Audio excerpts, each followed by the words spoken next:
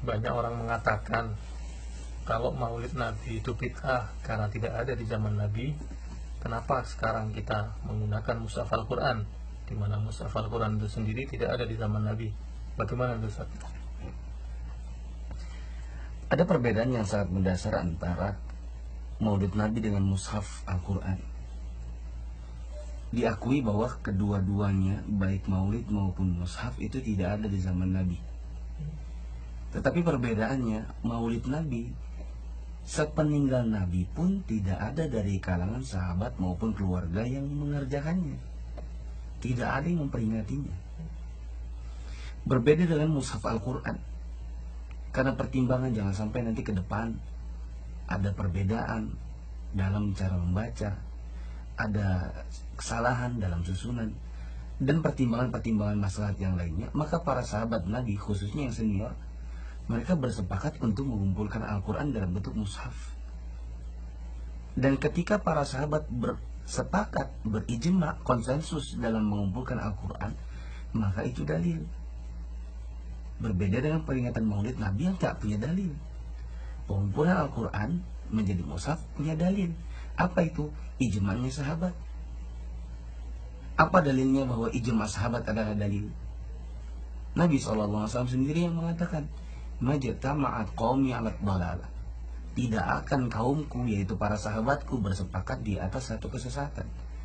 Kalau seandainya dia salah mengumpulkan Al-Quran, tidak mungkin para sahabat bersepakat di atasnya. Nabi bilang tidak mungkin para sahabatku bersepakat di atas kesesatan. Maka sangat beda. Ini kalau membandingkan, mengkiaskan antara Maulid Nabi dengan pengumpulan Al-Quran, mau disejajarkan, ini komparasi yang tidak apple to apple, apple to grape. Ini hanya bisa keluar dari lisan oleh orang-orang yang tidak paham tentang konsep bid'ah, konsep sunnah. Ustaz, mereka juga mengatakan kalau memang benar maulid itu bid'ah karena tidak ada di zaman Nabi, kenapa kok sekarang orang umroh menggunakan pesawat terbang, azan menggunakan toa, kajian menggunakan live Facebook, di mana kesemuanya ini tidak ada di zaman Nabi? Bagaimana Ustaz? Maulid Nabi itu tidak ada di zaman Nabi. Pesawat, toa, Facebook tidak ada di zaman Nabi. Itu kita akui. Tapi perbedaannya ada yang sangat mendasar. Satu, kalau Maulid Nabi itu orang memang membuat ibadah baru yang tidak ada di zaman Nabi, tidak pula dikerjakan oleh para sahabat Nabi sepeninggal beliau. Ini ibadah baru. Sedangkan, coba saya tanya, umroh dengan pesawat, umroh ini dengan pesawatnya ini, yang ibadah yang mana? Umroh. Umrohnya dari zaman Nabi atau baru sekarang adanya? Dari zaman Nabi.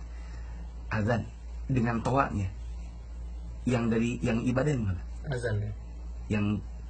Yang dari zaman Nabi yang mana? Azan. Azan. Kajian di zaman Nabi apa tidak ada? Ada.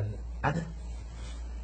Artinya Maulid Nabi itu membuat ibadah baru, sedangkan umroh, azan, kajian dan lain-lain itu ibadahnya bukan ibadah baru, ibadah yang sudah ada. Hanya saja si pesawat, si toa, si Facebook dan lain hanya mendukung ibadah yang justru sudah ada. Perbedaan yang mendasar yang kedua adalah bahwa Maulid Nabi ini orang mengerjakannya memang cari pahala. Dari mana pahalanya? Dari si acaranya. Mungkin mereka memiliki keyakinan orang yang mengerjakan peringatan Maulid Nabi tentu akan mendekatkan diri kepada Nabi, dan intinya sebagai bagian dari ibadah yang kalau mereka mengerjakannya mereka dapatkan ganjaran berupa pahala. Sedangkan pesawat, toa, live Facebook untuk kajian, orang mengharapkan pahala dari umroh, azan dan kajiannya kah? Ataukah pesawat, toa dan Facebooknya? Yang mana yang mereka harapkan? Dari umrohnya, dari azannya, dari kajiannya, bukan dari pesawatnya. Makanya kita tidak pernah dengar ada orang yang mengatakan bahwa Maulid Nabi itu bid'ah.